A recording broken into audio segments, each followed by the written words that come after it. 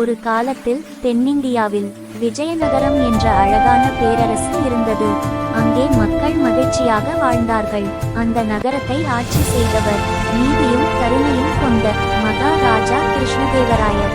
அரண்மனையில் பல பண்டிதர்கள் இருந்தாலும் அவர்களில் மிகவும் புத்திசாலி தெனாலிராமன் தான். ஒரு நாள் ஒரு வெளிநாட்டு தூதர் அரண்மனைக்கு ஒரு அதிசய பரிசுடன் வந்தான். நல்ல அரசன் என்றால் நல்ல மனம் வேண்டும். கிளியின் பேச்சை கேட்டு அரசர் மிகவும் மகிழ்ந்தார். ஆனால் சில பண்டிதர்கள் பொறாமையுடன் அதை பார்த்தனர். தெனாலிராமன் மட்டும் அந்த கிளியை கவனமாக பார்த்தார். அவருக்கு ஒரு சந்தேகம் எழுந்தது. அரசே, இந்த கிளி உண்மையிலேயே புத்திசாலியா என்று ஒரு சின்ன சோதனை செய்யலாமா? ராமன் கேட்டார். இந்த உலகில் எது முக்கியம்? கிளி உடனே பதில் சொன்னது, நல்ல மனம் தான் முக்கியம். மீண்டும் ராமன் கேட்டார், புத்திசாலி ஆக என்ன செய்ய வேண்டும்? உழைக்க வேண்டும், கற்றுக்கொள்ள வேண்டும்.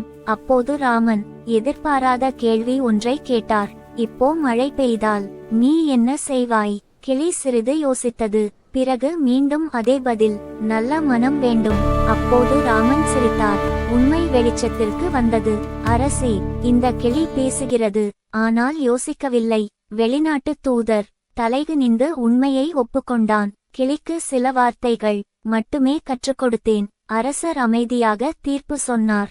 மக்களை ஏமாற்றுவது தவறு, ஆனால் உண்மை சொன்ன